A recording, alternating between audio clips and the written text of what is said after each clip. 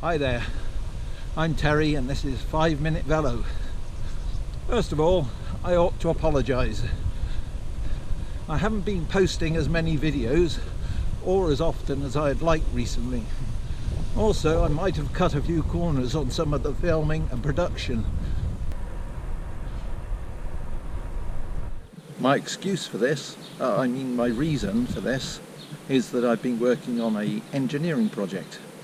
A bit of a sideline, but it's distracted me from making YouTube videos. Today I'm on a ride down to be the sponsor of that work.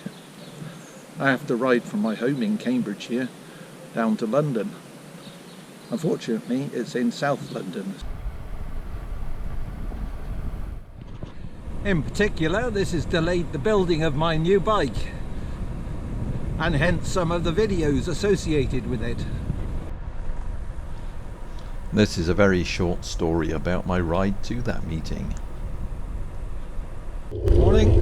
The ride was 110 kilometres in total, and the first 40 were on minor roads like the ones you've already seen in this video. Oh dear, I'm going to have to slow down. There were plenty of attractive villages too. However, as I got nearer London, the roads got larger and busier. So my plan was to get off-road, and I diverted through the Lee Valley Park that you can see here. This was about 30 kilometres long. The track was bumpy, very bumpy in places, and I had to compete with pedestrians and other cyclists, but at least there was no traffic, and the views were quite pretty. Thank you. And before long it was time for a snack. Ooh, banana!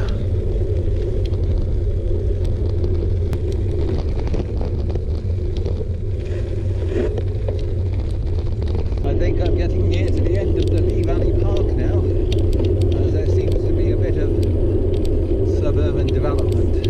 I left the Lee Valley Park and then was dumped out onto this really terrible piece of urban cycle infrastructure. Not a particularly pleasant piece of the ride, this.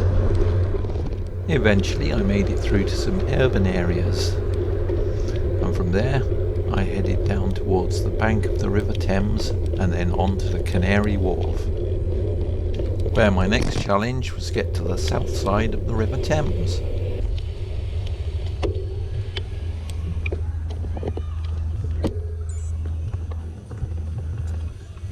A tunnel that goes underneath the Thames. Perhaps I'll do a separate video on that experience. And the Woolwich Tunnel brings you out next to that great piece of British nautical history, the Cutty Sark. I then had to cope with about 20 kilometres of urban traffic. Despite my Garmin sat-nav with a fully thought out and programmed course, I still managed to get lost several times.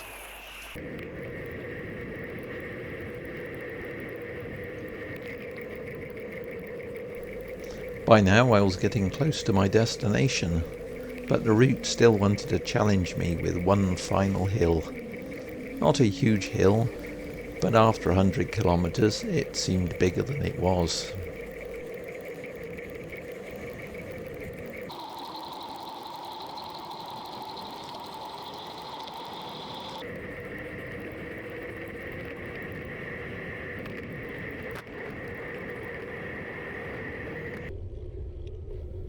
After the excitement of the hill, there was a bit more urban riding, and like the rest of the ride, I tried to stick to the quieter back roads. However, they weren't always quite so quiet.